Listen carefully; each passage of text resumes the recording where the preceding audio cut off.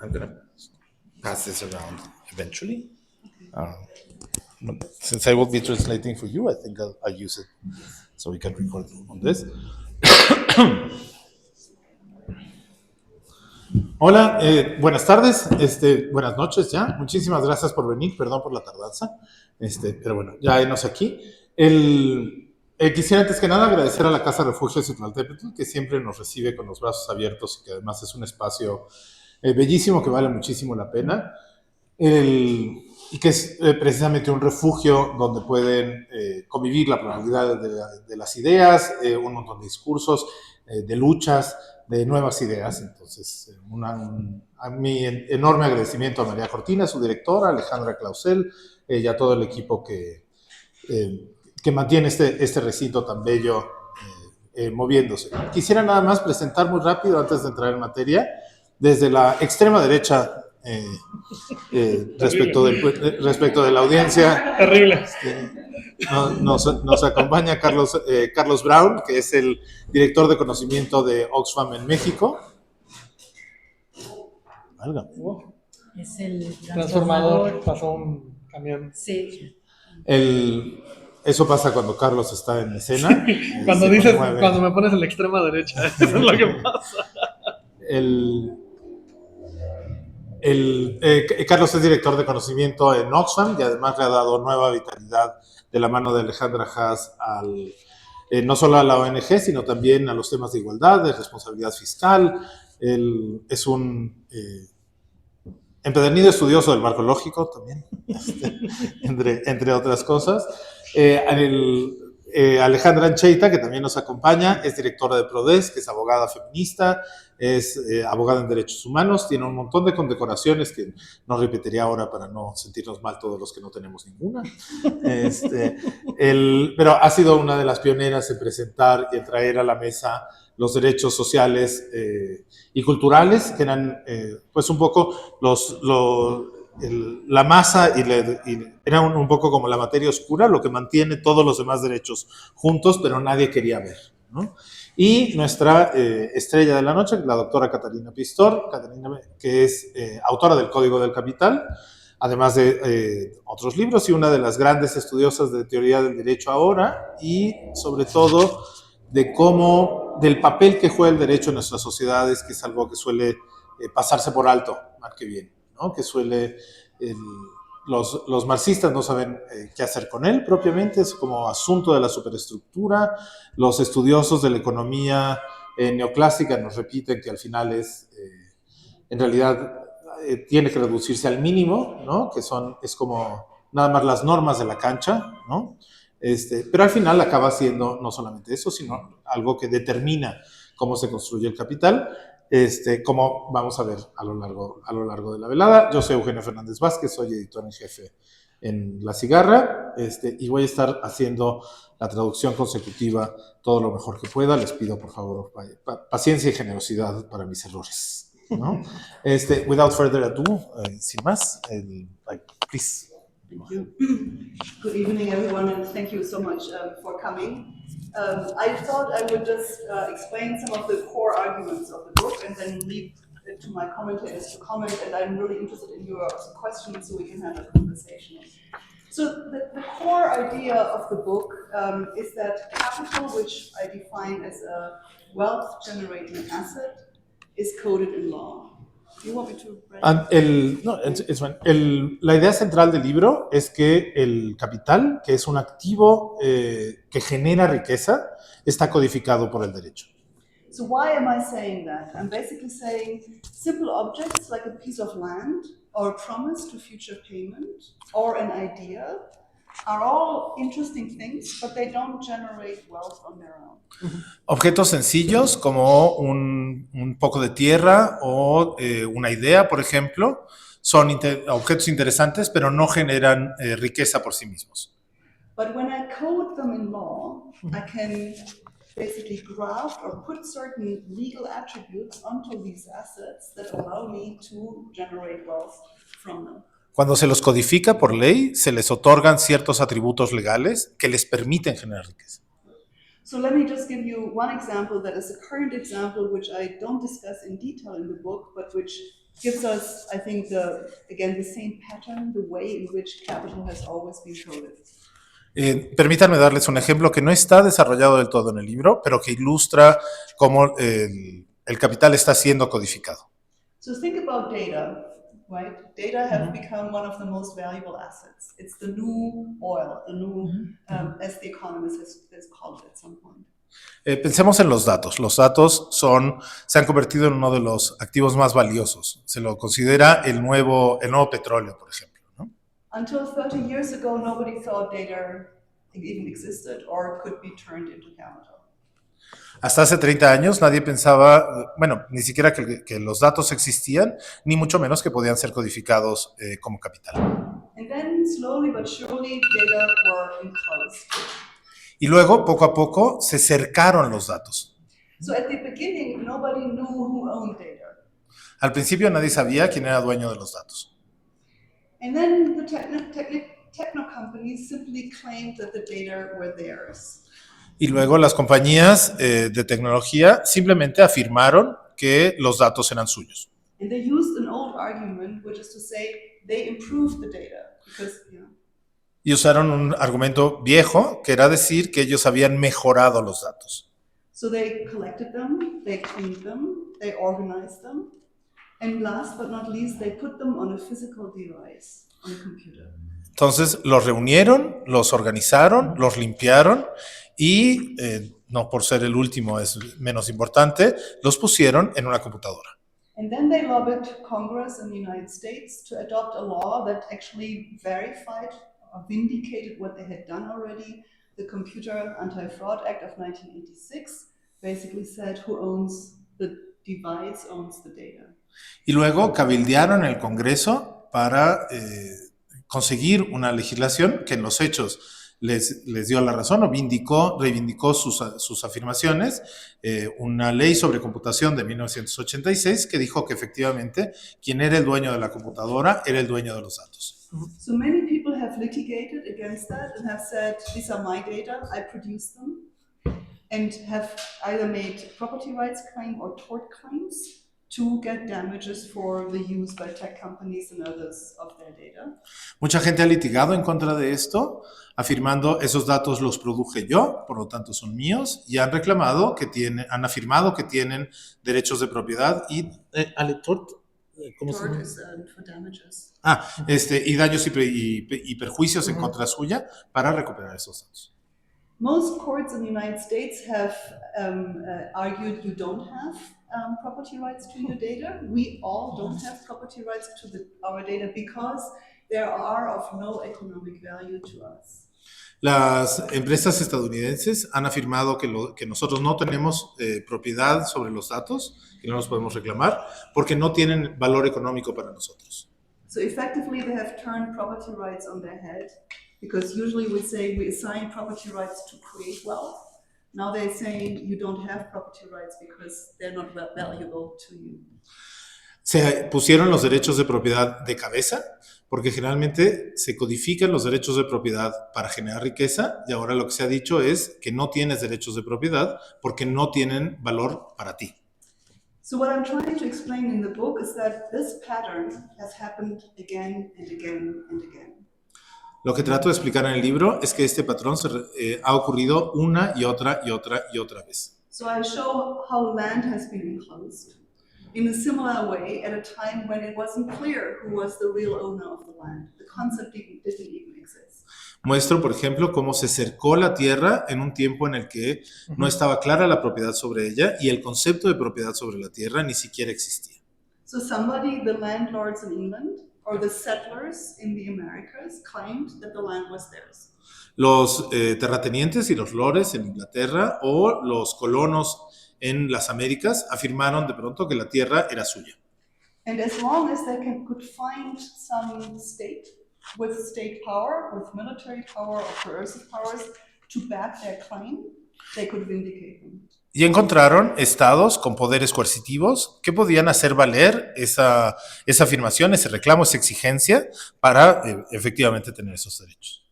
We have even started to privatize or to create property rights over nature's own genetic code. Hemos inclusive empezado a generar derechos de propiedad para el código de la naturaleza. In the book, I tell the story of Angelina Jolie, the actress, who disclosed at some point that she had undergone a double mastectomy because she's the carrier of a gene that creates a plus 80% likelihood that she will get breast cancer of a very aggressive kind. En el libro cuento la historia de cómo Angelina Jolie, la actriz, reveló que se hizo una doble mastectomía porque tenía una probabilidad superior al 80% de tener cáncer de mama. She had to pay $3,000 for the test. Pagó $3,000 por el test, por la prueba.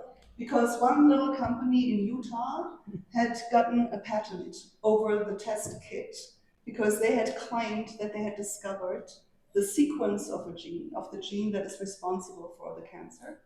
Tuvo que pagar esa suma porque una compañía muy pequeña en Utah afirmó que habían descubierto la secuencia del gen que producía ese cáncer.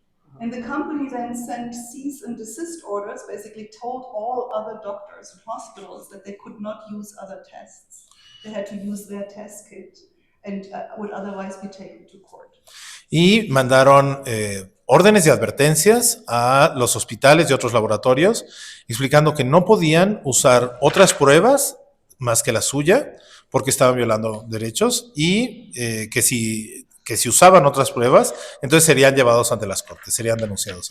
So eventually patients and doctors and scientists organized and they went to court and said this should have never been patented because nature belongs to all and should not be privatized. Acto seguido, los científicos, los médicos y los pacientes se organizaron para afirmar que en los hechos esa patente no debía de sostenerse porque el código de la naturaleza y su código nos pertenecen a todos. But it took almost 20 years to go to the Supreme Court, from 1994 to 2013.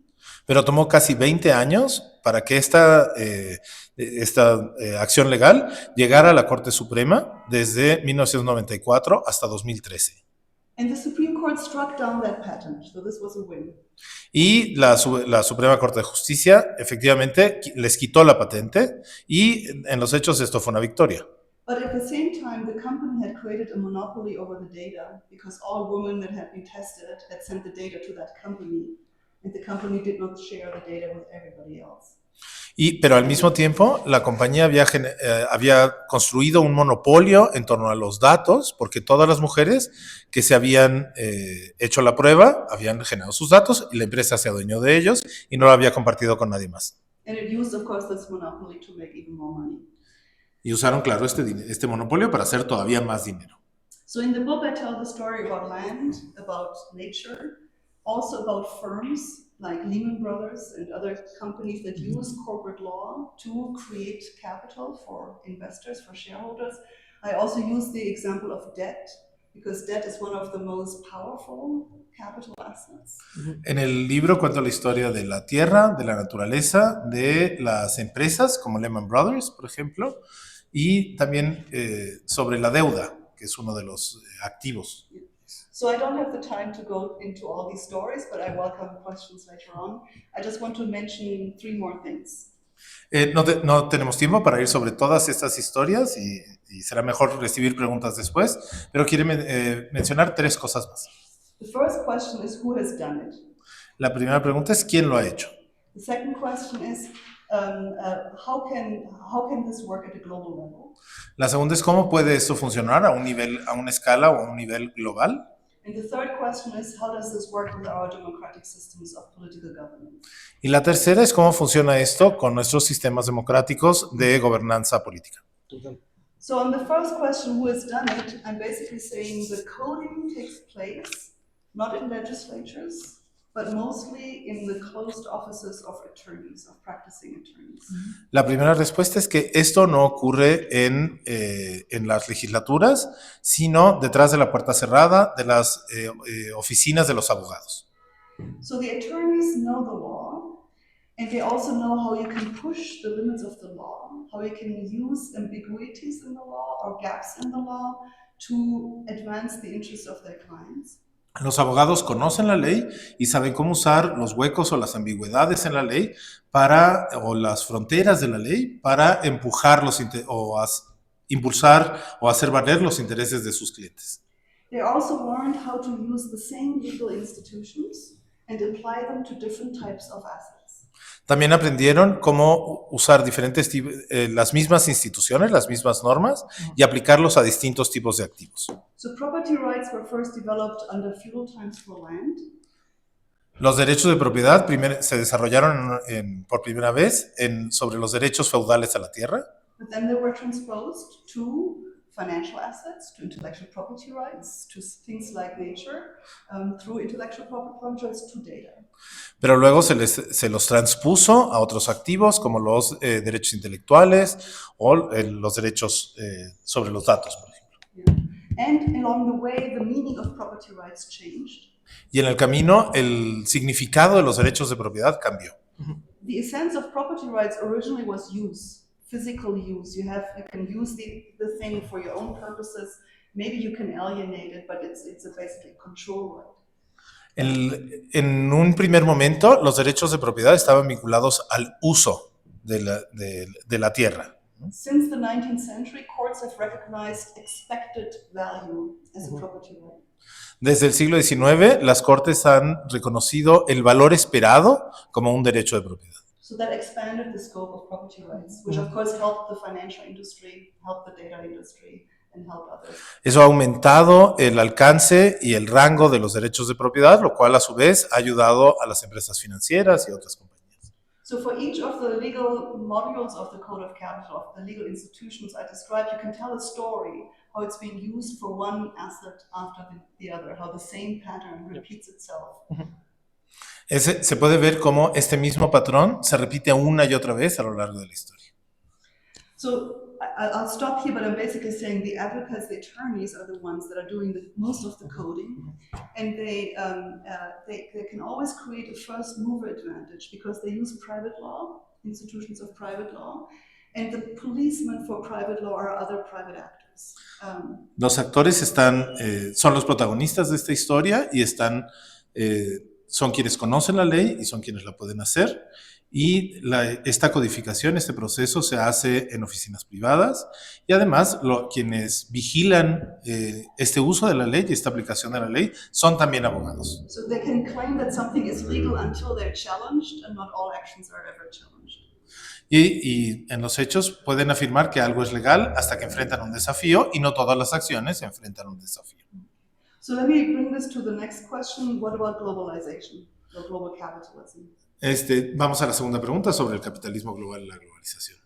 So you might argue that if capital is coded in law, and if the critical law is private law, but most private law is domestic law, we don't have a lot of international private law, we shouldn't have global capitalism, and yet it exists. Se puede afirmar que puesto que el principal derecho es el derecho privado y el derecho privado es sobre todo doméstico, no hay mucho derecho internacional, entonces el capitalismo global no debería de existir. Y sin embargo existe.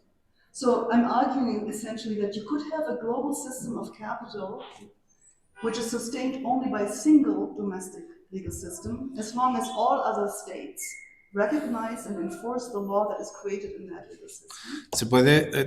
Afirma ella que se puede tener un capitalismo global sostenido por sistemas nacionales, siempre que esos sistemas nacionales sean reconocidos por otras naciones. So a corporation from the US can do business in Mexico, and a Mexican court will recognize them as a corporation and enforce their property rights, even under American law in Mexico. Una empresa estadounidense, por tanto, puede hacer negocios en México y las cortes mexicanas reconocerán a esta empresa como una corporación y reconocerán su constitución en Estados Unidos y sus derechos legales. So in fact, we have not one legal system that sustains global capitalism, but two. It's the law of England and of the United States. En los hechos no tenemos un sistema global que es reconocido, sino dos, que son el derecho inglés y el derecho de Estados Unidos. Most globally traded assets are coded either in the laws of England or of New York. La mayoría de los activos codificados y que son globales están anclados en Nueva York y Delaware. And most global law firms, that is, global law firms that have offices in more than one jurisdiction, are sitting in London and New York. Y la mayoría de los despachos legales globales, es decir, los que tienen oficinas en más de una jurisdicción, tienen sus sedes en Londres o en Nueva York. So you can think of globalization as the globalization of Anglo-Saxon legal practice. Se puede pensar en la globalización como en la globalización de la práctica legal, de la disciplina legal anglosajona y de ese derecho.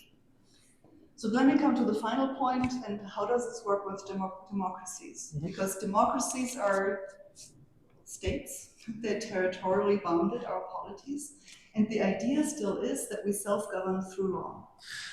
Pasemos a la democracia, porque en realidad las democracias son estados, son comunidades políticas ancladas a un territorio y que en principio se rigen por el derecho.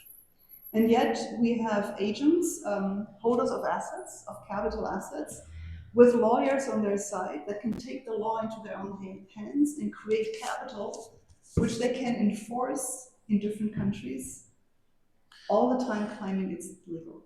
Y así se puede tener abogados privados que están codificando capital, codificando activos a puerta cerrada y que pueden afirmar estos derechos y esta codificación en otras jurisdicciones, en otros países. So I'm basically saying this is fundamentally incompatible with democratic self-governance, especially in the transnational world. Esto es, en los hechos, según afirma ella, incompatible con la gobernanza democrática, especialmente en un mundo transnacional. So at the very least, we have to roll back the extent to which private law can be used to protect assets globally without local jurisdictions, domestic jurisdictions having the ability to counter that. Tenemos que echar para atrás el grado hasta el cual el derecho privado se puede usar para esto, sin que pueda ser supervisado y pueda ser en los hechos vigilado y controlado. But quite fundamentally, we also have to think about how to change some of the elements of private law. Tenemos que repensar también fundamentalmente los varios elementos del derecho privado. So I think I'll stop here and leave it to my commentators. Perdonen cualquier imprecisión en la traducción, es un poco rápida, pero bueno, en los hechos espero haberla transmitido.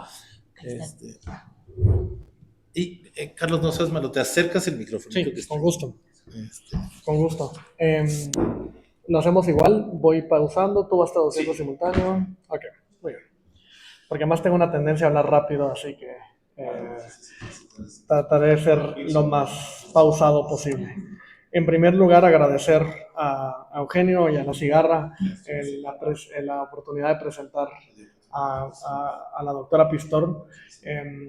Yo, cuando doy clase de Economía Política Internacional, me encanta decir que la doctora Pistor es parte de los jinetes del apocalipsis económico, de este grupo de autoras, todas mujeres, que están desafiando las ideas económicas, políticas, sociales en la actualidad. Digamos, es muy potente pensar Mariana Mazzucato, Stephanie Kelton, digamos, este grupo de personas que además una característica importante es que es un grupo multidisciplinario.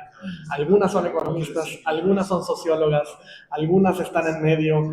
Yo creo que la aportación desde el derecho que hace la doctora Pistor a esta conversación de la desigualdad es importantísima, es crucial. De hecho, yo pongo las lecturas de la doctora Pistor en mi clase, ¿no? Es parte de debatir y de repensar el actual modelo del capitalismo neoliberal en nuestras sociedades. Así que para mí no es nada menor estar sentado aquí y con Ale, porque creo que es un espacio increíble para poder dialogar sobre esto, así que gracias por la invitación. Yo tengo 3 puntos que quiero tocar al respecto de este libro que les invito a leer, porque además yo soy un enemigo público de lo que me gusta llamar el abogañol. No me gusta no me gusta el español pensado desde el derecho, ¿no? Nunca me ha gustado. Soy economista, soy internacionalista y siempre he huido a esa área, pero cada vez me relaciono más con abogados, ¿no? Y para bien y para muy bien, además, diría yo, ¿no? Perdón, mi jefa es abogada, la directora de Oxfam México es abogada, y tenemos muchísimos diálogos sobre esto. Pero es muy importante el acercamiento al derecho de estas conversaciones. El derecho tiene un rol crucial en la conversación sobre hacia dónde encaminamos nuestros sistemas políticos, legales, económicos. Tiene un papel importantísimo. Y en ese primer punto, yo creo que la aportación del libro es plantear un debate global que tiene implicaciones nacionales sobre lo que desde Oxfam decimos la separación real del poder económico y el poder político. Porque esta discusión tiene un carácter global muy importante que se cruza con las actuales conversaciones globales en el marco del G20, de las plataformas tributarias de América Latina y el Caribe, de las convenciones que están surgiendo en el marco de Naciones Unidas. Digamos, en esos espacios, esta conversación se vuelve muy importante, o los elementos que aporta este libro son muy importantes. Y además se suma pues la nueva generación de tratados de libre comercio como el TEMEC para el caso mexicano. México es un hijo pródigo de ese modelo de tratados de libre comercio que ponía unas restricciones a la propiedad intelectual y a otro tipo de derechos privados. Somos el hijo pródigo, somos quienes lo hicimos todavía, o sea, la ley decía 20 años para la propiedad intelectual y nosotros dijimos, ¿por qué 20? Ponle 99, ¿no? Nos lo tomamos muy en serio y dijimos, empújalo tanto como puedas sin detener eso. Y eso guarda relación con mi segundo punto sobre lo que este libro puede aportar, que es el rol que tiene el Estado hoy en día y qué papel tiene el derecho en la construcción de ese Estado que deberíamos tener. Y digo esto porque cuando pensamos en el Estado, pensamos en un carácter monolítico del Estado, ¿no? Como si fuera una estructura, una sola, que toma decisiones todo el Estado hacia un lado o hacia el otro, en un sentido o en el otro. Cuando en realidad el Estado está compuesto por personas que toman decisiones. Y me gusta mucho que releí este libro a la luz de una tesis de maestría que publicó Flaxo, que recomiendo mucho, de un autor que se llama Daniel Tinajero. El libro se llama La élite hacendaria y el problema fiscal en México. As in tax, the tax elite en México. Quienes diseñan the tax policy elite en México.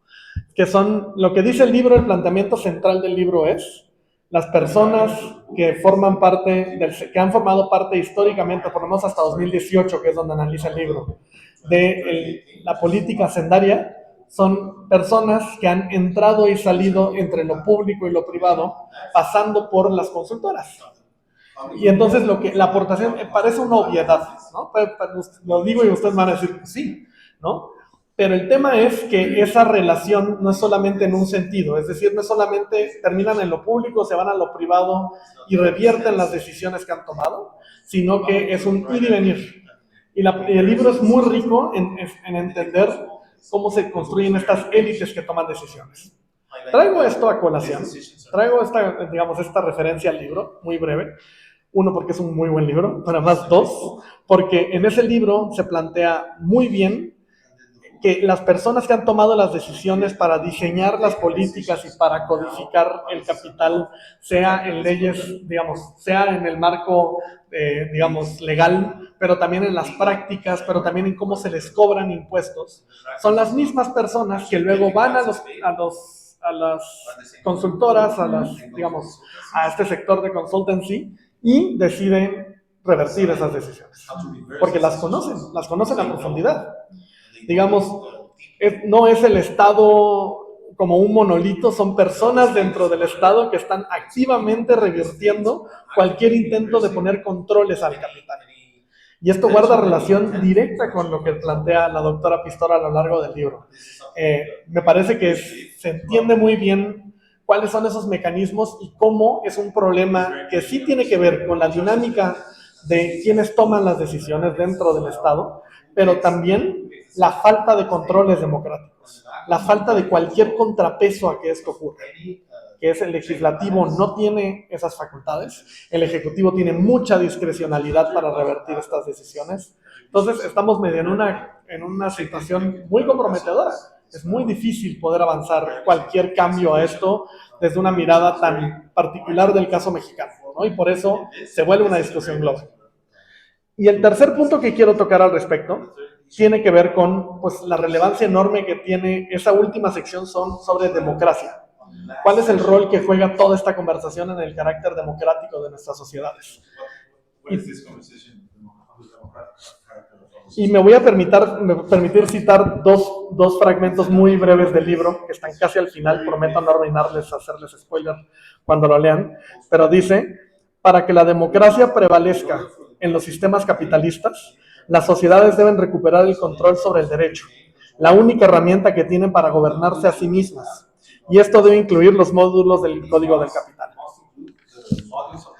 Es decir, el carácter democrático de nuestras sociedades está muy atravesado por recuperar para las personas el andamiaje legal institucional que hemos intentado construir, ¿no? Porque pareciera que sí es para las personas, pero en realidad es para unas pocas personas, y lo deja muy claro el libro.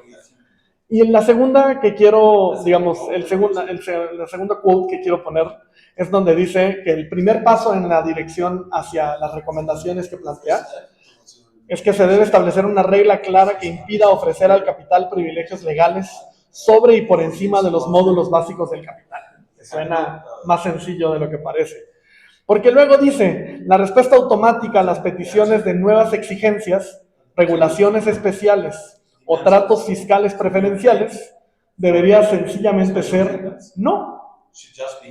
Y me pareció brillante cómo lo plantea la doctora Castillo. No tiene por qué ser así. Es un poco el planteamiento que me parece nada menor del libro y que se suma a las exigencias que hemos puesto desde distintos frentes, Prodesco, Oxfam, somos varios diciendo, esto no tiene por qué ser así. Este modelo que beneficia a unos cuantos es un modelo que se puede cambiar porque la desigualdad, las desigualdades son una decisión política. Y eso implica que cambiemos nuestras decisiones políticas si queremos tener resultados distintos. Y en medio de todo esto, nos estamos jugando el carácter democrático de nuestras sociedades. Y eso no es nada menor.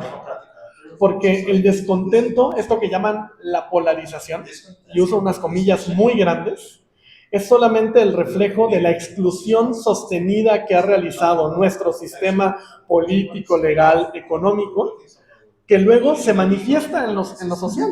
Entonces resulta, no, nos están polarizando, no. Esta es una sociedad polarizada y que está basada desde hace décadas en un diseño basado en polarizar a la sociedad. Si queremos resultados distintos, tenemos que empezar por tomar decisiones distintas al respecto.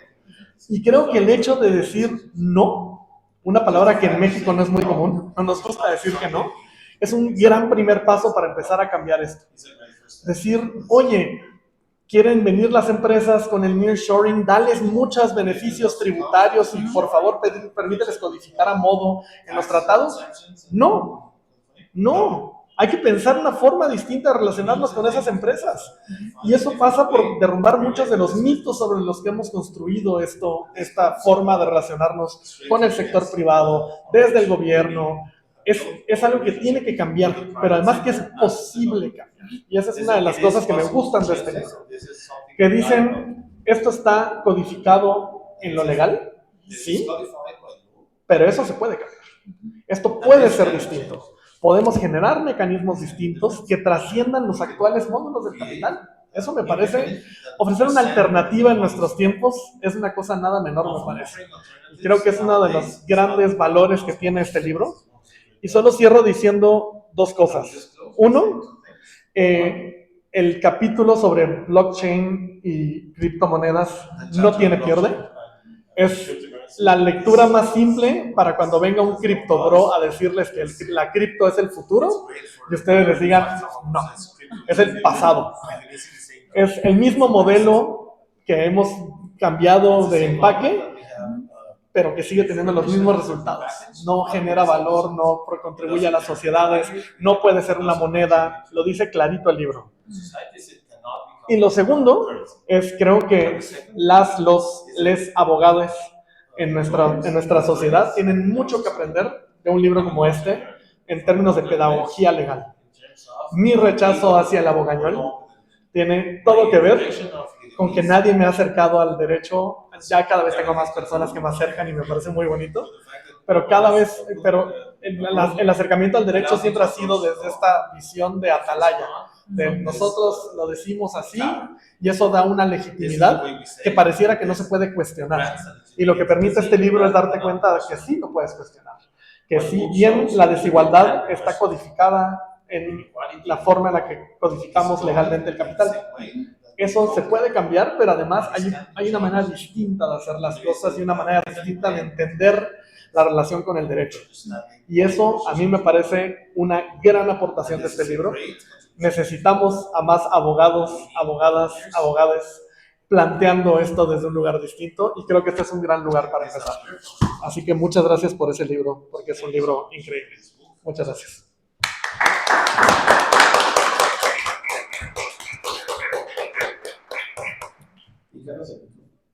Ay, te paso.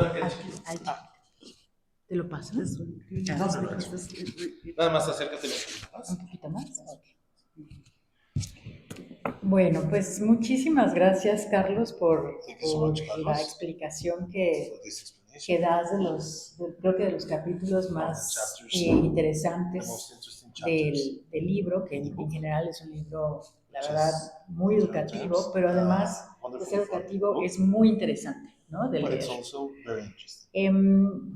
Yo quisiera reconocer a Catarina Pistor y a Carlos Brown como queridos colegas y también amigos presentes en este espacio. Es para mí, la verdad, un privilegio y un honor estar frente a ustedes para compartir algunas ideas sobre esta obra tan significativa y relevante en el campo del derecho, de la economía y, sin duda, la igualdad. Antes que nada, me gustaría expresar mi profundo agradecimiento a la autora, a Catarina, por este trabajo y la dedicación en la elaboración de este libro tan necesario y esclarecedor para quienes estamos convencidas de que así como el derecho permite y modela la desigualdad, puede también representar una herramienta para la emancipación y la resistencia.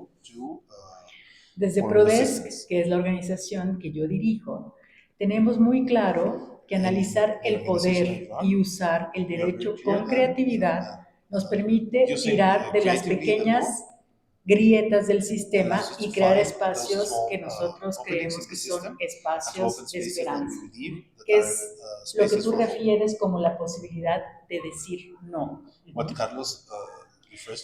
También quiero extender mi agradecimiento a la editorial La Cigarra por el trabajo de traducción, que seguramente no fue fácil, y también por el posicionamiento que está haciendo de este valioso texto en español que nos permite discutir y reflexionar sobre un tema tan crucial en nuestros tiempos. El día de hoy quisiera compartir con ustedes más que un resumen de este texto, porque creo que Carlos lo hizo muy bien y la propia autora también nos dio varias pistas para leer el libro. Quisiera principalmente compartir con ustedes algunas reflexiones que se provocan en el libro y la conexión que nosotras podemos hacer con el trabajo de la defensa de derechos humanos en general y del trabajo que hacemos en particular en la defensa de derechos económicos, sociales y culturales desde Prodesk. En primer lugar, me gustaría rescatar una de las reflexiones de Catarina sobre quiénes integran la relación social que constituye al capital mismo. Catarina nos habla de una trilogía de actores: los tenedores de activos, otras personas y un Estado que protege los intereses de los tenedores de activos. Esta podría ser una de las reflexiones centrales del texto. Uno no puede pensar en el capital sin el Estado, porque el capital está codificado en la ley, como ya también Carlos lo refería hace un momento. Esta misma trilogía ocupa un espacio central en el análisis de poder para la rendición de cuentas empresariales y la defensa de los derechos humanos. La tríada de Pistor se refiere precisamente a los actores a los que desde el trabajo que hacemos de defensa en Prodesk identificamos.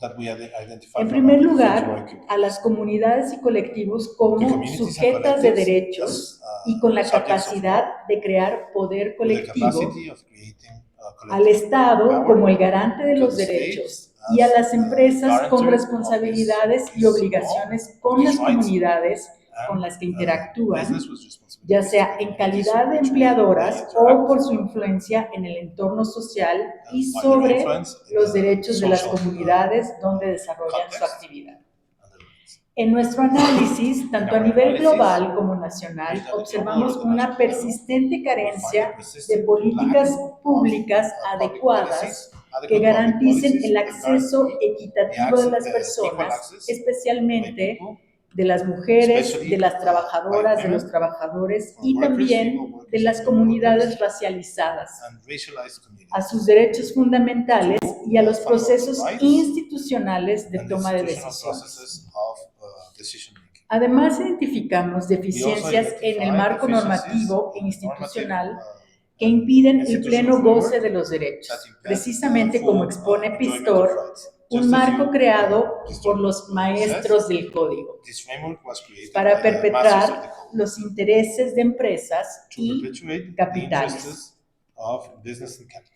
También vemos que es evidente la debilidad del Estado para hacer cumplir los derechos de las personas, lo que se agrava por los que nosotras hemos llamado la captura corporativa del Estado, que es el fenómeno que Carlos nos explicaba sobre cómo hay personas que pueden estar en una función pública haciendo las leyes y después se van a las consultorías a revocar esas leyes o a litigar contra esas leyes, y es también parte del fenómeno de la captura corporativa del Estado y lo que se denomina como la puerta giratoria, ¿no? Acá en México creo que somos campeones mundiales en ese deporte, ¿no? En donde de pronto los gobernadores del estado pasan a ser parte de las consultorías de las empresas de las industrias energéticas o mineras,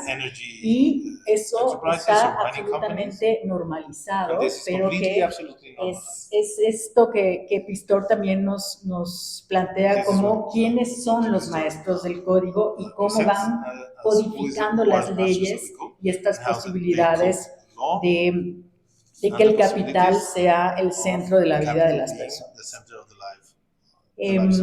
También vemos que hay una colusión entre el Estado y las grandes corporaciones transnacionales, que son los principales perpetradores de las violaciones a los derechos humanos, principalmente en países como México. Por esto, Prodesc está volcada a comprender el entramado normativo y político con el fin de contrarrestar el impacto empobrecedor y la desigualdad del sistema legal, transformándolo en una herramienta efectiva para el empoderamiento de las comunidades indígenas, agrarias y también de los colectivos laborales. El trabajo de Prodesc acompañando a comunidades indígenas y agrarias para defender sus derechos sobre territorio y su derecho a decidir en igualdad de condiciones sobre su derecho y su futuro dan cuenta de cómo opera el capital a través del Estado para perpetuar el privilegio de grandes corporaciones, pero también de cómo un uso creativo de las regulaciones agrarias, indígena y de debida diligencia de las empresas pueden dibujar avenidas para la justicia y prevalencia de sus derechos. La victoria del caso de Unión Hidalgo en 2022 o la de la comunidad de Siuché en 2019 son ejemplos de cómo las comunidades organizadas en colaboración de organizaciones de derechos humanos pueden usar la ley nacional, pero también el marco jurídico internacional en materia de derechos humanos y empresas para poder decir no al capital. Otra de las reflexiones valiosas de Pistor en el libro se encuentra en el análisis que hace del derecho, pero particularmente desde la dimensión horizontal, es decir, la regulación de las relaciones entre los particulares. Se refiere a los derechos de propiedad, el derecho de los contratos, de los préstamos, fideicomisos o concursos mercantiles.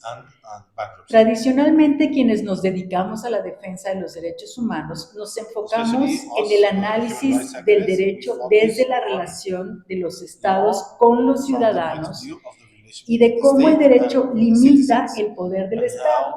Pero Pistor nos invita a volcar nuestra atención y estudio también al derecho que regula las relaciones comerciales y las relaciones entre particulares, porque justo es aquí donde el capital ha encontrado vehículos, muchas veces complejísimos, para mover flujos de capital de un país a otro, para asegurar la durabilidad de sus capitales o para evadir el pago de sus responsabilidades fiscales. Es decir, crean un velo impenetrable que les permite actuar con impunidad. En resumen, Catarina analiza cómo ciertas normas y regulaciones legales, a menudo diseñadas para proteger los intereses de los poderosos y las élites financieras, pueden perpetuar la desigualdad económica al otorgarles ventajas y privilegios a estas élites sobre otros grupos. Para Prodesc, el entendimiento de estos vehículos de derecho mercantil y financiero ha jugado un papel central en nuestra metodología de defensa, porque al ampliar el entendimiento de los actores empresariales y del entramado regulatorio en el que se mueven estos actores, nos ha permitido también ampliar los mecanismos de justiciabilidad para los derechos humanos y proponer novedosas estrategias para fortalecer los procesos de defensa de los colectivos de trabajadores y de las comunidades indígenas y agrarias. El uso, por ejemplo, de mecanismos de resolución de controversias en tratados comerciales, de quejas como los puntos nacionales de contacto de la OCDE o del Compliance Review de bancos de desarrollo, si se hace estratégicamente, puede ejercer presión sobre actores indicados y mover el eje de poder.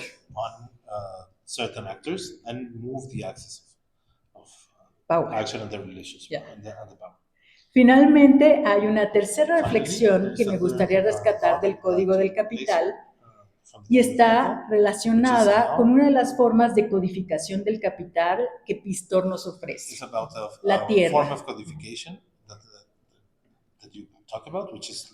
La conservación de la tierra en propiedad privada facilitó su uso como garantía y la acumulación de riqueza. En México hemos sido testigas en las últimas décadas del desmantelamiento del marco legal agrario para extinguir figuras como el núcleo ejidal y también el núcleo agrario, precisamente porque son resabios de un Estado protector. Sin embargo, también quisiera reconocer los esfuerzos históricos y actuales de diversos movimientos campesinos que luchan por la justicia agraria, la protección del medio y la protección del medio ambiente. Desde Prodesc acompañamos algunas de estas luchas y hemos aprendido juntas a usar las herramientas de diferentes marcos legales, incluso fuera de México, para resistir a los embates del poder corporativo y salvaguardar los derechos y tristemente incluso las vidas de estas valientes defensoras y defensores del territorio. Por todo lo anterior, quisiera concluir mi participación remarcando que el análisis de Pistor nos recuerda que el sistema legal puede ser tanto una herramienta de opresión como también una vía para la justicia, dependiendo de cómo se codifican, se interpretan y se apliquen las leyes. Por lo tanto, es esencial que los procesos como el de Unión Hidalgo en Oaxaca y la laguna de Chinchancanar en la península de Yucatán sean abordados desde una perspectiva legal y política que priorice los derechos de las comunidades locales sobre los intereses corporativos buscando la aplicación de la ley, pero también sobre la importancia de participar activamente en la vida pública y política de nuestro país para defender nuestros intereses, sin duda, los derechos humanos que siempre serán necesarios. Muchas gracias.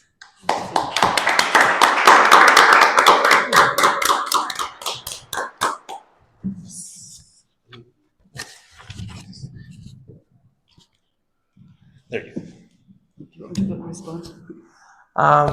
Yes, then I will conclude. So, first of all, thank you so much. I really appreciate both. Muchas gracias, comments. aprecio mucho los dos comentarios.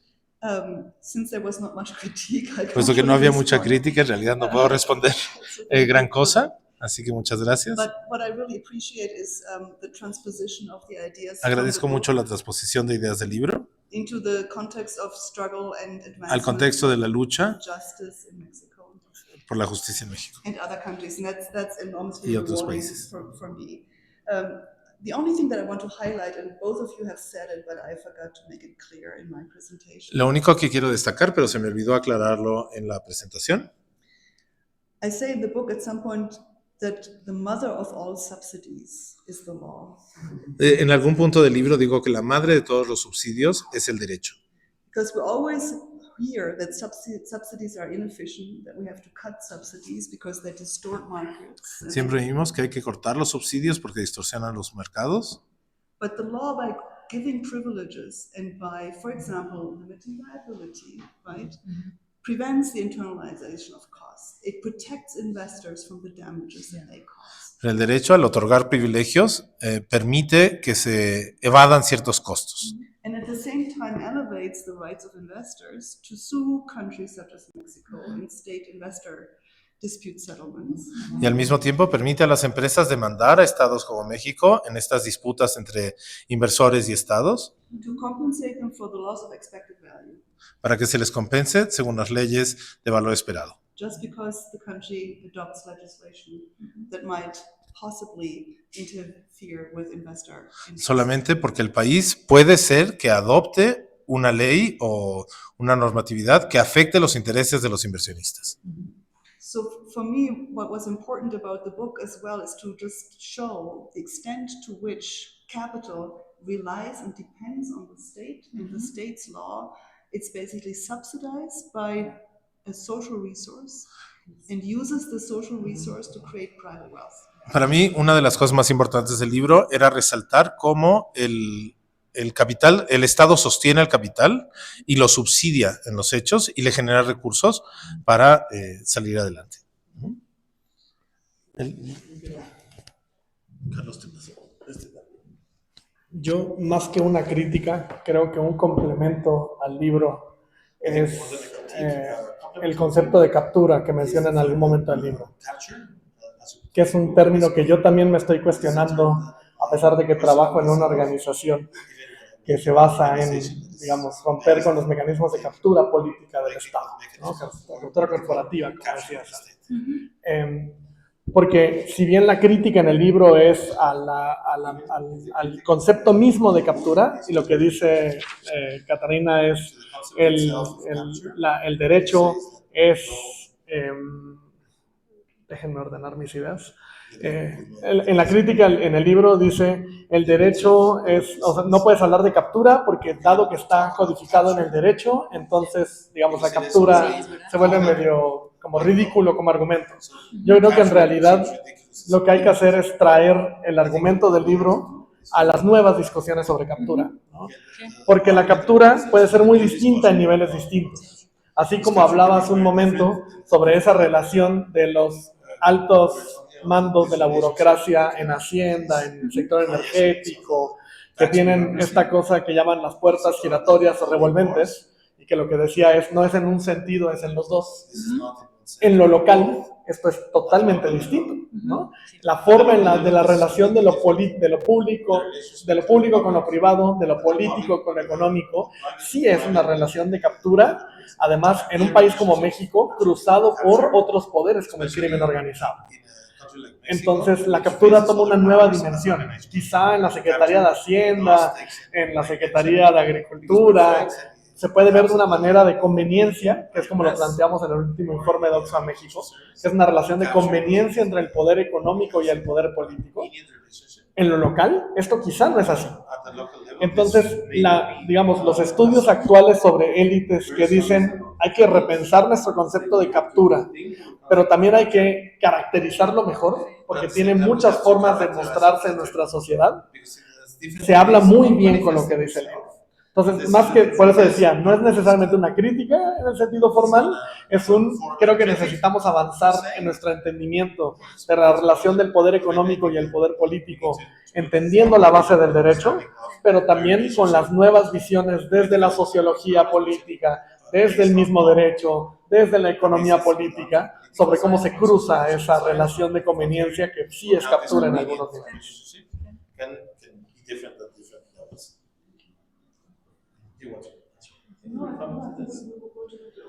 ¿Alguien tiene una pregunta? A ver. Dime. No, hazlo en español, nada más. Ese y usamos aquí el micrófono. Para que no se pierda. Ah, sí. Tienes que usar ambas. Ok. Si no es inconveniente, me gustaría plantear la pregunta en inglés. Entonces, está bien chiquito. Gracias. I want to first thank you all for this. Quisiera agradecer a todos. The movement of law and capitalist state. Well, I want you to. I need to. I have a question. Mi pregunta es sobre la relación de la tecnología y el derecho. La tecnología se vuelve un elemento esencial para la codificación del capital. Esto se refleja en el derecho. Creo que necesitamos entender el derecho en plenitud y en su pleno entendimiento. Y la única forma de hacer esto es tener en cuenta la crítica marxista del derecho, entendiendo el derecho como un elemento de la reproducción de capital en la lógica al respecto. Ya hablamos de la maquinización del derecho que presenta el autor Raimundo Espinosa Hernández, que propone que la evolución del derecho capitalista está vinculado con la tecnología, los abogados y los principios. Esta es su caracterización de la maquinización del derecho. Y la segunda pregunta sobre el derecho para el capitalismo global, sobre cómo el derecho no es solamente parte del uso de los capitalistas del derecho, sino también cómo el derecho es parte del derecho capitalista y los derechos humanos, las instituciones son parte del movimiento que hizo realidad el capitalismo en su plena esencia. Para responder la pregunta que se plantea, es necesario aplicar una teoría política crítica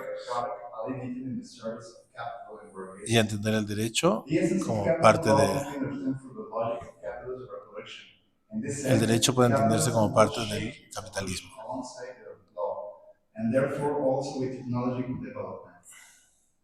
Y el capitalismo necesitará la tecnología en su desarrollo junto con el derecho.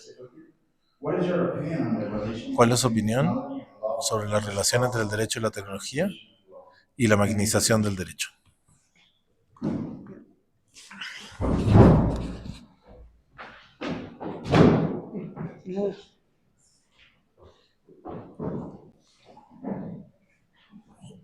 Thank you.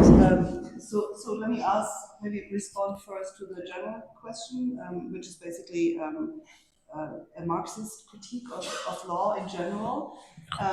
Déjame responder primero a la crítica marxista del derecho en general. So I'm just working on another book project. Estoy trabajando en otro libro, which I call Capitalist Law. Que llamo Derecho Capitalista. In which I ask the question, is there such a thing as capitalist law? Donde me pregunto si efectivamente existe un derecho capitalista. But which also raises the question, could there be law without capitalism? Pero que también plantea la pregunta de si podría haber derecho sin capitalismo. In the Marxist theory, as at least sort of in the original foundations of Marxist legal theory, the idea is that with communism, both the state and the law will wither away. En la teoría marxista, al menos en la teoría marxista primera, en las bases fundamentales, está la afirmación de que el derecho y el Estado poco a poco se irán desvaneciendo. Or at least will transform in a very different way. O al menos se transformarán en una cosa completamente distinta. Unfortunately, we don't have much details. Desafortunadamente no tenemos muchos detalles al respecto. So my sense is that any complex society needs something like law. Soy de la idea de que cualquier sociedad compleja necesita algo como el derecho. It needs a normative system to govern at scale. Necesita un sistema normativo que gobierne su escala. In that sense, I think my hope is that one can think or imagine a system of law that is not capitalist. Mi esperanza es que podamos imaginar un sistema de derecho que no sea capitalista.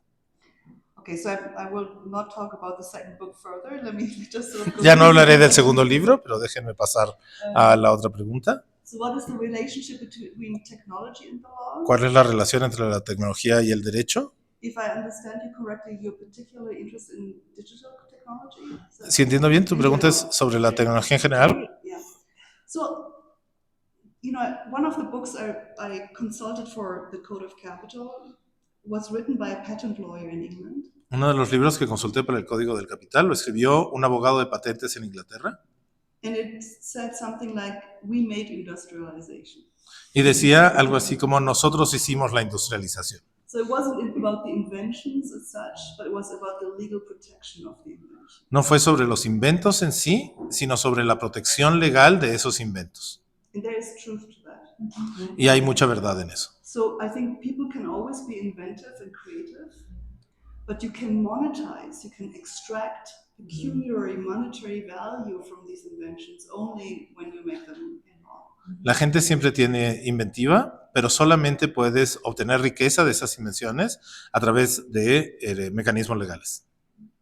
So in that sense, I think so technology is of course critical also for economic development, but the particular capitalist bent, the capitalist characteristic comes from the legal coding of technologies you can extract money value from. La clave está en la posibilidad de extraer valor económico de ahí. Let me just say a final point. So where I differ from Marxists is that I don't think that the exploitation is always necessarily or primarily the exploitation of labor by capital. It's always exploitation, but it's exploitation of social resource. And in my reading, it's mostly the legal system and the money system that has been captured by capital. I'm going to need Sorry. more. No, can you repeat that, but Okay. part by part, because I want to get it right. So where I depart from Marxists Donde me separo de los marxistas is that I don't always look for the exploitation of labor. no siempre veo o busco la explotación del trabajo por el capital. I do think there is exploitation, Sí creo que hay explotación, but the most important for me, the most important form of exploitation is the use of social resources. pero para mí la forma más importante de explotación es el uso de los recursos sociales. And most of them, the legal system, which is a social resource that belongs to us, Y uno de ellos, que es el sistema legal, que es un recurso social que nos pertenece a nosotros, and the money system, y el sistema monetario, which also is built on law and trust, que también está construido sobre la confianza y el derecho, and which has been captured. y que ha sido capturado. Es la explotación de eso. ¿Alguien tiene alguna otra pregunta? ¿Ahí? Espérame. We agree.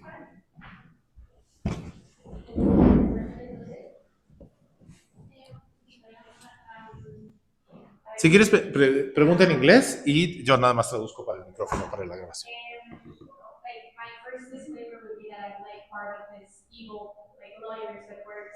Soy parte de estos abogados malévolos. Habiendo confesado eso, creo que lo que realmente me intriga de lo que dijo sobre cómo puede haber un derecho que no sea capitalista. Yo soy una abogada corporativa y fantaseo con estos modales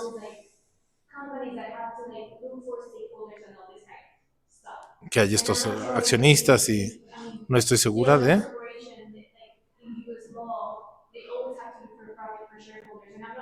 que siempre se busca la utilidad para los accionistas y no sé si esto pueda cambiar. Si hay nuevas formas en las que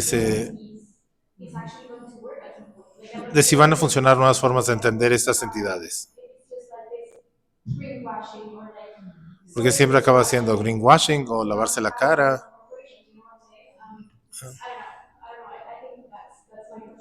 Esa es mi pregunta.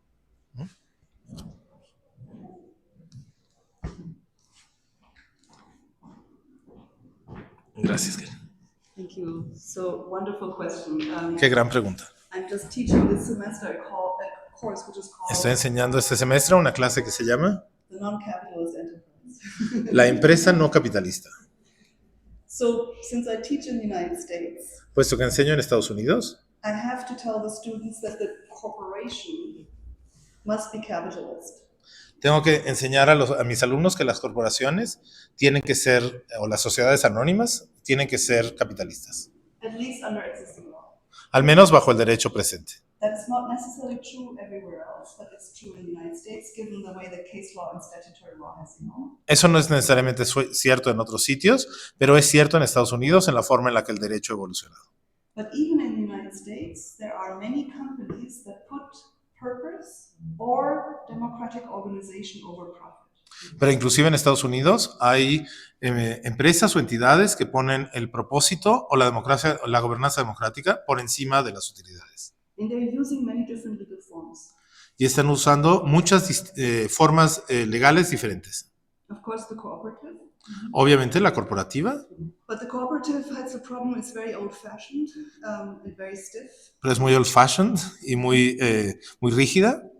And so what you can do, however, you can use the limited liability company Pero se puede usar una sociedad de responsabilidad limitada, por ejemplo. and imitate a cooperative.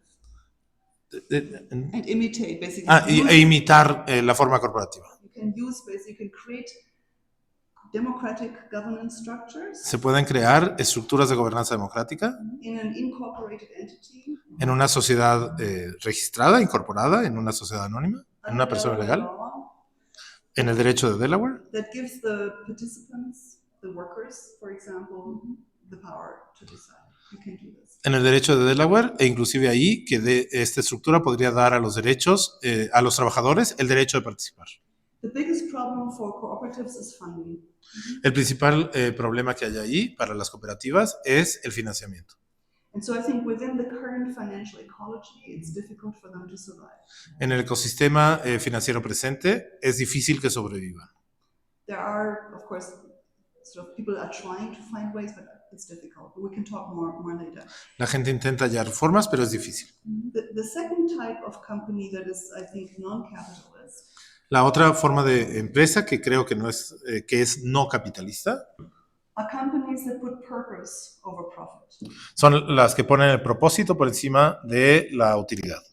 Patagonia is the famous example. Patagonia es un ejemplo muy famoso. So it started as a public benefit corporation, or a couple of years ago it became a public benefit corporation. Hace un par de años se convirtió en una corporación de beneficio público, But in 22 it reorganized. pero en 2022 se reorganizó. So now we have basically a company which is a closely held corporation, Hoy tenemos una empresa que es una corporación which is managed through a perpetual trust. manejada a través de un fideicomiso perpetuo And all the all profits go to a non-profit. Y todos los beneficios, todas las utilidades se van a una entidad sin fines de lucro To be paid for environmental purposes. que los usarán para propósitos ambientales. So I think what purpose companies are trying to do Las empresas con un propósito, lo que tratan de hacer is to lock in a purpose in the long term and to prevent finance from undermining. es enquistar un propósito a largo plazo e impedir que las finanzas lo impidan. It worked for Patagonia Le salió bien a Patagonia because it started as a capitalist company, porque empezó como empresa capitalista and only when it had enough money and revenue y solamente una vez que tuvo suficiente dinero e ingresos. And you can see the same with companies in Denmark or in Germany where you have a foundation Y lo mismo pasa en Dinamarca o en Alemania, donde hay una fundación that has a controlling stake que tiene una acción de control and can therefore uphold the purpose over capital. y por tanto puede hacer valer el propósito por encima del capital. But it's much harder to imagine this for startups, for new companies. Pero es mucho más difícil empezar esto para las empresas nuevas o las startups. And again, we come to the question of money. Y volvemos a la cuestión del dinero. So I think outside the corporate world, we have to think about finance. Fuera del mundo corporativo tenemos que pensar en las finanzas. ¿Alguien más tiene una pregunta?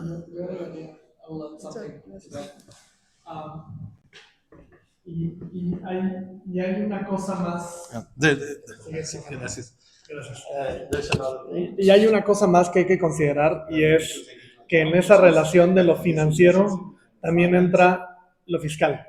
Esa posibilidad del Estado que, de nuevo, pensando que el Estado no es un monolito y que hay distintas partes que pueden desarrollar contrapesos dentro del mismo Estado, esa capacidad financiera que tenga el Estado para poder promover formas distintas de organización y de propiedad pasa necesariamente por la fortaleza misma del Estado para poder hacer eso. Pensemos en la banca de desarrollo mexicana, ¿no? Una banca de desarrollo débil, pequeña, que cuando cruzas con lo importante que se vuelve para la conversación climática, por ejemplo, esa banca de desarrollo es insuficiente frente a un Brasil que está pensando nuevos modelos, un Costa Rica que está pensando nuevos modelos, es decir, países que están en nuestra misma región y que dicen hay que pensar en nuevas formas de apoyar financieramente y respaldar financieramente estos modelos que podrían funcionar, requieren necesariamente la fortaleza financiera de los estados y una visión de gobernanza que rompa con la visión tradicional de lo que hemos hecho. Pero eso pasa necesariamente también por una nueva imaginación política de cómo se puede ver la propiedad, especialmente en nuestro lado del mundo, ¿no? En Estados Unidos es muy difícil imaginar, en México incluso, cuando ves las formas de propiedad que nuestro marco legal reconoce,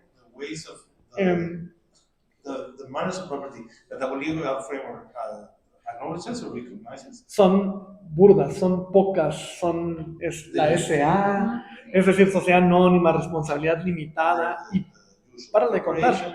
O sea, incluso bajo las reglas del sistema capitalista, México es un lugar en donde las posibilidades de organización de la empresa son diminutas.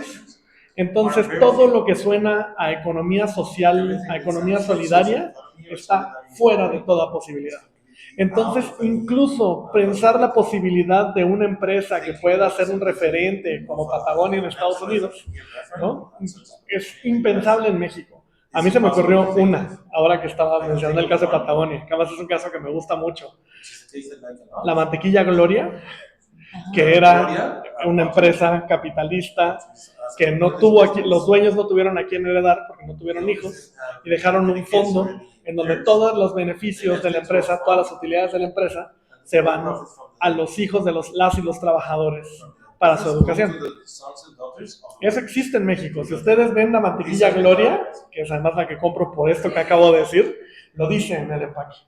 Todas las utilidades de esa mantequilla se van a eso. Y es el único caso. O la cooperativa Pascual. Claro, pero ya no debería ser la excepción o los casos espectaculares, debería ser cada vez más y más que cuestionen las formas de propiedad que nuestro marco legal nos permite. Pero eso implica que pensemos por completo de un lugar distinto qué es una empresa en nuestra sociedad.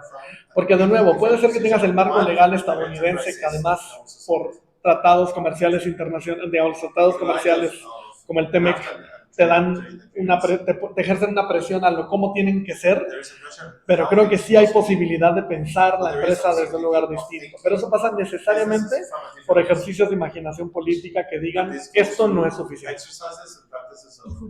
Y jurídica, claro.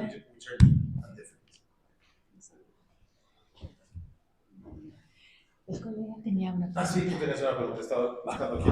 Gracias, Kemal. No se trata yo. Okay, entonces, ¿con este lo hago en español? ¿O qué Sí, prefieres? hablo español, inglés. Ok, ya que están los dos, ¿no? Ok.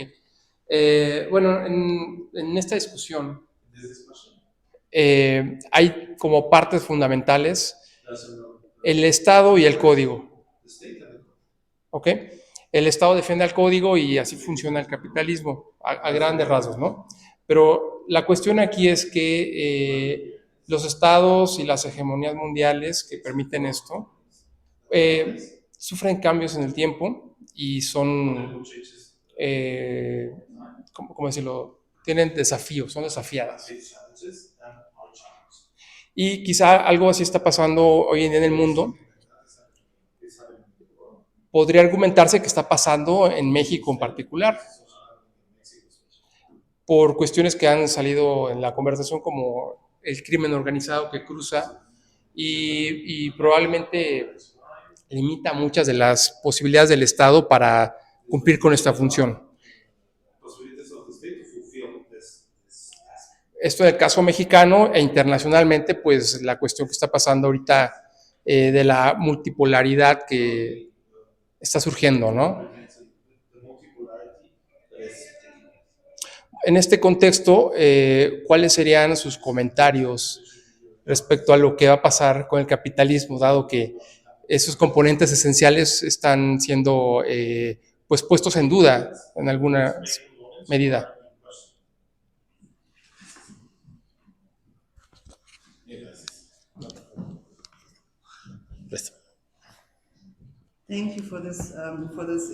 Muchas gracias por este importante comentario y pregunta. So I think there is an irony that most capitalists haven't understood. Creo que es una ironía que el grueso de los capitalistas no han entendido. That their system is based on our belief in the law. Su sistema está basado en nuestra creencia en el derecho. And as that belief in the legitimacy of law erodes, Y conforme se erosiona la legitimidad del derecho, capitalism loses its very foundations. el capitalismo pierde sus bases y sus cimientos mismos. Now we have seen autocratic governments and capitalism go together. That's true. But on the scale that we have capitalism and the legitimacy of capitalism, especially in democratic societies, rests on the legitimacy of the legal system. El capitalismo se apoya en la legitimidad del sistema democrático. I just read an article, I think in the Financial Times, about Hong Kong. Acabo de leer un artículo en el Financial Times sobre Hong Kong, where the big law firms in Hong Kong are now trying to protect themselves against the possibility that China will survey them. donde los despachos de abogados están tratando de protegerse ante la posibilidad de que el Estado chino los vigile. And many financial investors have second thoughts about whether they can stay. Y muchos inversionistas están teniendo dudas sobre si pueden quedarse. And they're surprised because they did not demonstrate against China. They did not take political action. But they're now living in a society where the rule of law has been eroded. Y están sorprendidos porque no participaron políticamente, no actuaron legalmente y ahora se ven en una sociedad donde el Estado de Derecho se ve erosionado. So they too can no longer rely on the law. Tampoco ellos pueden apoyarse hoy en el Estado de Derecho. So I think, of course, capitalism and capital will not give up easily. El capitalismo y el capital no se van a dar por vencidos fácilmente. You can see this in the environmental space where we are being told that only capital can save us from climate change. Lo vemos en la arena ambiental, donde se nos dice que solamente el capital y el capitalismo nos pueden salvar del cambio climático. But I think the social disruptions that also Carlos was talking about earlier give us evidence that the very foundations of our democratic systems and our economic systems are currently eroding. Estas disrupciones de las que nos hablaba Carlos antes muestran que estas bases y las bases democráticas se están erosionando. And this is why I find also activities that Alejandro was talking about so important that we can also find ways to take back our law. Y por eso las acciones como de las que hablaba Alejandra son tan importantes para poder recuperar el derecho para nosotros. As a device for democratic self-governance, but also as a mechanism to have a more equitable and fair distribution of resources amongst collectives and communities. Como mecanismo de gobernanza democrática, pero también para tener un reparto más justo de los recursos entre la sociedad y las comunidades. So one of the big questions, we always have to ask ourselves: can we actually get out of capitalism through law when capitalism is coded in law? ¿Podemos salir del capitalismo por el derecho cuando el capitalismo está codificado en el derecho? And many people have said no, we have to give up on the law. Mucha gente ha dicho que no, que tenemos que descartar el derecho. My position is that because we need something like law to govern complex society, and because capitalism is so deeply encoded in law, we can get out only through law. Precisamente como nuestras sociedades están regidas por el derecho y puesto que el capitalismo está regido por el derecho, solamente podemos salir a través del derecho. But the key is that we have to reimagine law, and it's Pero la clave es que tenemos que reimaginar el derecho. ¿Quieren comentar algo? ¿Agregar algo? Bueno, yo hacer un comentario siguiendo el hilo de reflexión de Catarina. Creo que una de las reflexiones que se escuchan poco, pero que están dándose en diferentes espacios es cómo comunidades y colectivos de trabajadores que están resistiendo ante el abuso del poder corporativo, son ellos y ellas las que están reimaginando cómo utilizar la ley, ¿no? Inclusive nos llevan abogados y abogadas de derechos humanos a replantear nuestras estrategias, a veces de una manera que ni nos habíamos imaginado que íbamos a hacer, pero que dan resultados para poner límites al abuso corporativo. Entonces creo que desde ahí y no sé si las comunidades están preguntando si ellos y ellas pueden cambiar el capitalismo, ¿no? Creo que es una pregunta muy grande, pero lo que sí se están preguntando es cómo ellos y ellas, a través de la ley, pueden, sí, poner límites al abuso y también hacer valer esto que Carlos, que yo voy a escribir algo sobre eso, que Carlos planteaba sobre la posibilidad de decir no ante el abuso, ¿no? Que parece un lugar común, pero en sociedades como las nuestras nos parece inimaginable, porque nos han enseñado a que decir no es casi que imposible, ¿no? Entonces, creo que desde ahí pensar en reimaginar la ley y reimaginar cómo utilizar la ley que tenemos, el código del capital que tenemos, para ir debilitando el abuso corporativo. Creo que por ahí sería interesante pensar en avenidas de construcción diferente, ¿no? Creo que por ahí pensarlo, y hay ejemplos, pero lo complicado es que no se discuten públicamente, ¿no? Se quedan en pequeños espacios de organizaciones de derechos humanos, de reuniones de organizaciones de derechos humanos o congresos académicos, pero poco se lleva a una reflexión más pública que creo que ahí sería interesante pensar la posibilidad. Yo quería, perdón, solo a propósito, me hiciste pensar en algo que me decían mucho cuando presentamos el informe del monopolio de la desigualdad, que me decían, oye, pero ¿no tienes miedo de que Slim se vaya a ir de México? Exacto. Y yo digo, yo quiero ver que se vaya Slim de México, cuando al menos 40% de su capital está basado en México y protegido por leyes mexicanas, con concesiones, con licitaciones, con, digamos, todos los mecanismos para la explotación de los bienes públicos en nuestro país. Yo me muero de ganas de ver que Slim ose irse de este país, pretenda irse de este país como amenaza, porque su fortuna está construida sobre los recursos de este país. Entonces, es esa amenaza que me dicen, es que ¿qué pasa si? ¿Y qué pasaría si sí? ¿No? ¿Qué pasaría si desafiamos al poder? ¿Qué pasaría si repensamos el marco legal? ¿Qué pasaría si? Eso es lo que digo de imaginación política. Esa posibilidad de decir, bueno, ¿qué tal si sí? ¿Qué tal si sí lo hacemos? Yo creo que es muy potente, siquiera como ejercicio de imaginación, porque abre canales de posibilidades a la acción política.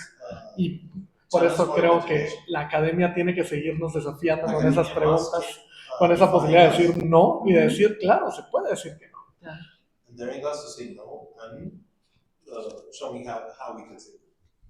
Ahora sí.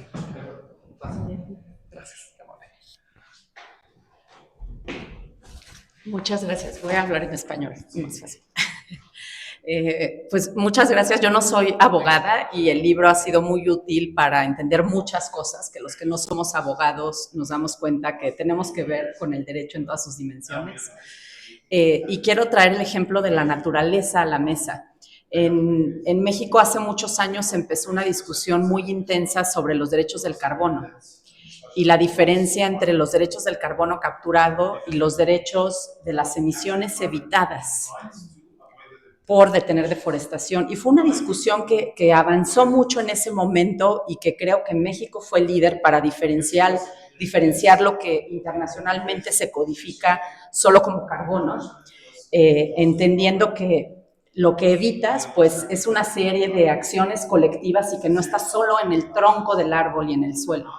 Ahora eso se ha estancado y hemos visto una efervescencia de desarrolladores de carbono, empresas que buscan desarrollar proyectos para transarlo en un mercado internacional voluntario, más bien privado, y ante un estado débil, una falta de regulación ambiental, muchas comunidades están entrando en transacciones bajo, pues, la posibilidad de tener un flujo adicional de recursos para seguir conservando la naturaleza, ¿no? Mi pregunta es que en esta posibilidad de decir no, en esta posibilidad de reimaginar el derecho, ¿cuál tendría que ser el papel del derecho? ¿Cómo tendría que codificarse lo relacionado a la naturaleza sin privatizarse, sin capturarse, o definitivamente tendría que ser un no?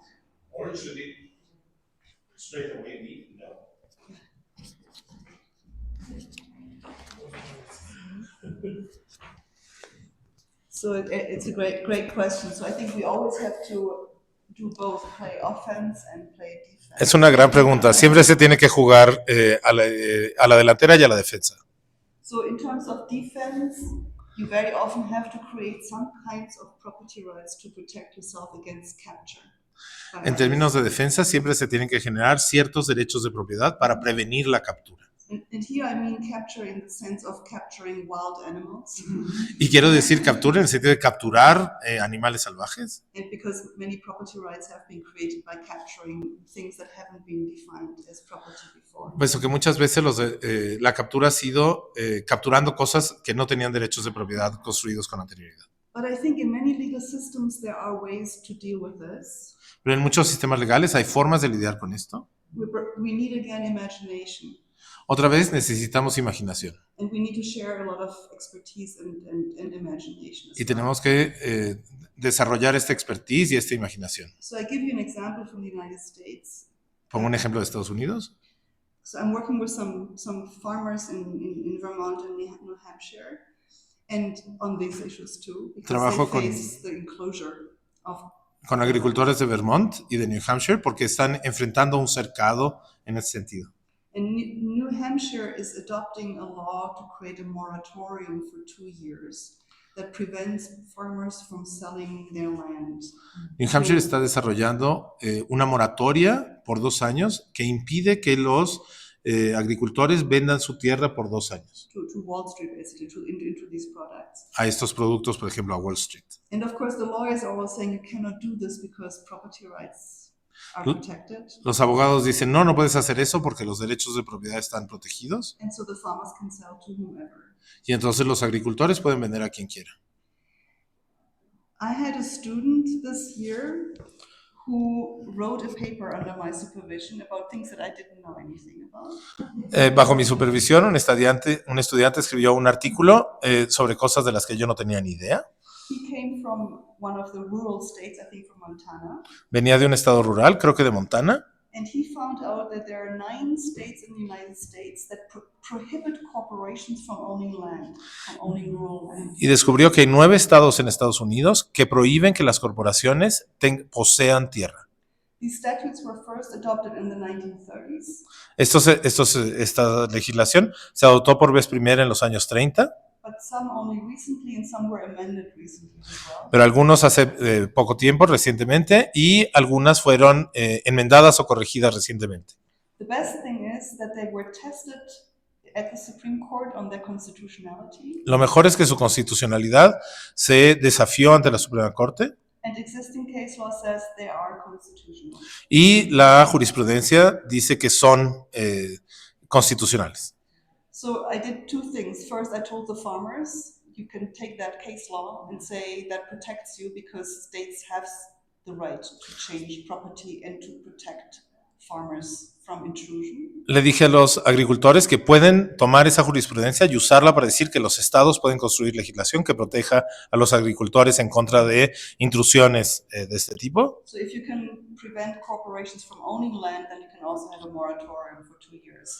Porque si puedes impedir que las corporaciones o las empresas tengan tierra, entonces puedes poner una moratoria por 2 años. And the second thing I told him when he was writing the paper is, why don't you try this argument for residential housing? Y lo otro que le señalé es por qué no intentas por qué no aplicas este mismo argumento, pero a la vivienda residencial. So this is still kind of speculative, but he wrote a really good paper. Esto todavía es especulativo, pero escribió un muy buen artículo. Which simply translates the same arguments into the residential housing sector. Que traduce los mismos argumentos, pero al sector residencial. And the paper will now be published at the Columbia Law Review. So, Will now be published. yeah. Y el artículo se va a publicar en la revista sobre derecho de la Universidad de Columbia. So it's basically a story of, finding again hidden laws that you don't know about and mobilizing them against sort of the new enclosure of agriculture. Es buscar la legislación existente y movilizarla en contra, por ejemplo, el nuevo proceso de cercado de las tierras agrícolas. So it doesn't always work. No siempre funciona, Very often one loses. a menudo se pierde, But it's the kind of thinking process and collaboration that we need to fight against. pero es el tipo de proceso de pensamiento y de la colaboración que necesitamos Basically the coding of nature as capital again. para frenar la codificación de la naturaleza como capital una vez más. ¿Cuál es el título del texto o el autor? The name of the student, I can look this up. I'll look it up. Un momento, ahorita lo encontramos. Estamos por llegar al final. And I'm going to conclude. I'm not going to say anything new, so I'm just going to say it in Spanish. Quisiera nada más contarles muy brevemente, bueno, además de agradecerles su participación, ha sido realmente una presentación riquísima. Agradecer muchísimo a Carlos Brown y Alejandra Ancheita. Para mí es un enorme lujo estar en esta mesa porque soy muy fan de los tres, de las tres. Entonces es un placer. Quería nada más contarles que precisamente por eso, cuando publicamos el libro, esto es algo que ya le conté a la doctora Pistori, creo que a Carlos y a Alejandra también, no me acuerdo cómo llegó el libro a mis manos, pero llegó justo recién publicado. Leí el primer capítulo y me pareció un libro absolutamente fundamental para construir un país mejor, ¿no? tengo que confesar que leí el primer capítulo y dije, este libro es imposible de traducir, entonces si sigo leyendo no lo voy a querer traducir. Entonces lo compré y compré los derechos, porque si no dije, si uno mide qué tan fría está el agua antes de saltar a la alberca, no llega nunca. Entonces dije, bueno, mejor ya hacemos un clavado y luego preguntamos. Pero una de las cosas fascinantes para quien no lo ha leído y para que lo lea, y creo que para todos quienes lo hemos leído, es esta, no solamente la claridad con la que desmenuza el derecho y nos aclara un montón de cosas, sino cómo, una vez entendido los 4 módulos básicos, ¿no? La prioridad, la universalidad, la convertibilidad y la durabilidad, se puede entonces entender un montón de procesos, ¿no? Hablábamos precisamente sobre el tema del carbono, estos inventos tan esotéricos que hacen los economistas, ¿no? ¿A quién le pertenece la propiedad del carbono de los árboles? O sea, bueno, esto es como tratar de inventar o discernir a quién le pertenece la moronga del cerdo una vez que lo cocinas. No, la sangre y el cerdo son lo mismo, no se pueden separar. El árbol está hecho de carbono que meten azúcares, no se pueden separar el uno del otro. Pero estos son instrumentos que codifican capital, ¿no? Codifican capital en contra de nosotros. Y es una noción que creo que si nos la metemos en el fondo de nuestra comprensión, y para eso el libro es fundamental, podemos entender con mucha claridad cómo se codifica capital a pesar nuestro todo el tiempo. Y si entendemos cómo se codifica capital día con día en todas las legislaturas, en los contratos privados que rara vez salen a la luz, si lo entendemos, entonces podemos deshacerlos y descodificar nuestras sociedades y construir sociedades más libres, más plurales, más justas y más alegres. Eso es precisamente lo que intenta hacer La Cigarra. Por eso tenemos tantos libros de historia y sobre todo de historia hacia atrás. Tenemos la historia de las normales rurales, tenemos reflexiones sobre la conquista, tenemos una historia ambiental que hoy sabemos que convencer a la 4T de que el cardenismo fue un movimiento también muy ambientalista y muy campesinista los llevó a decretar 3 millones de hectáreas. Entonces, gracias a Emily Wakefield tenemos algo parecido a una política ambiental, lo cual tenemos que estar muy agradecidos al respecto. Y hacia allá vamos a publicar también la historia del internacionalismo construido en torno a la Revolución Mexicana, porque pensamos que solamente entendiendo este presente que tenemos y recuperando esas historias del pasado, podemos salir de este pantano en el que estamos metidos y proyectar y construir un futuro mejor. Sin más, de veras les agradezco enormemente su presencia, agradezco a quienes nos aguanten en línea y agradezco muchísimo a nuestros ponentes y la visita de la doctora Pistor. Y no quiero cerrar sin agradecer a la Universidad Iberoamericana que hizo esto posible, trayendo a la doctora Pistor y apoyándonos a Ricardo Ortega Soriano, el Departamento de Derecho, que realmente fueron un apoyo fundamental, clave para este proceso. Ahora sí, como se dice, tras bambalinas, está también Jessica Quesada, que ha sido también clave en este proceso, que está allá atrás, y a la Casa Refugio Citlaltépetl por habernos recibido. Muchísimas gracias a todas y todos. Hasta luego.